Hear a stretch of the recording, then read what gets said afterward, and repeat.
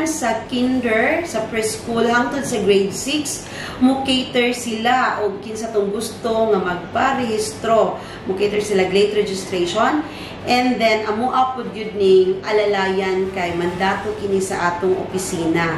Nagpaigayon og Birth Registration Assistance Project ang Philippine Statistic Authority nga gitawag nga birth certificate mo sagot ko sa pakig-alayon sa lokal nga panggamhanan sa syudad sa Panabo pinaagi sa City Civil Registrar Office.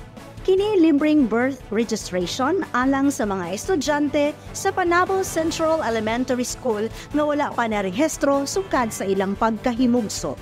Isip ang saulog sa ika-34th Civil Registration Month.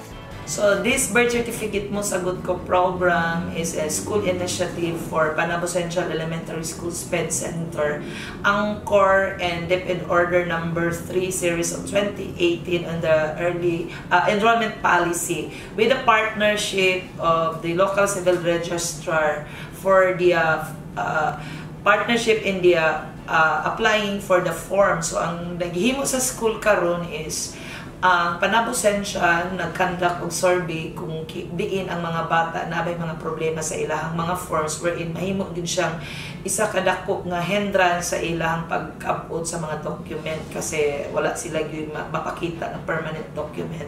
So ang nahitabo karon, we tie up with the local civil registrar together with the city mayor nga ang kanyang tanang program mapalibre gyud siya o mapadali diri sa ihatod gyud sa eskwelahan. Kini nga proyekto dakong tabang alang sa mga individual nga walay ikabayad alang sa late registration.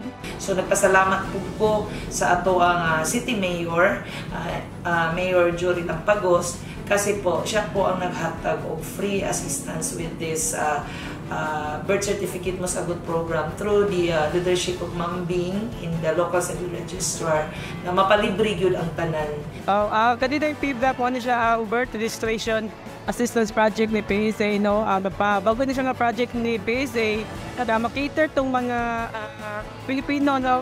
Wala pa sila nakariso sila ang birth certificate. Kauban sa camera, June Gerardo o Richard Ligtas, kini si Tali Amag nagkikan sa City Information Office Broadcast Services alang sa Frontline News Panabo.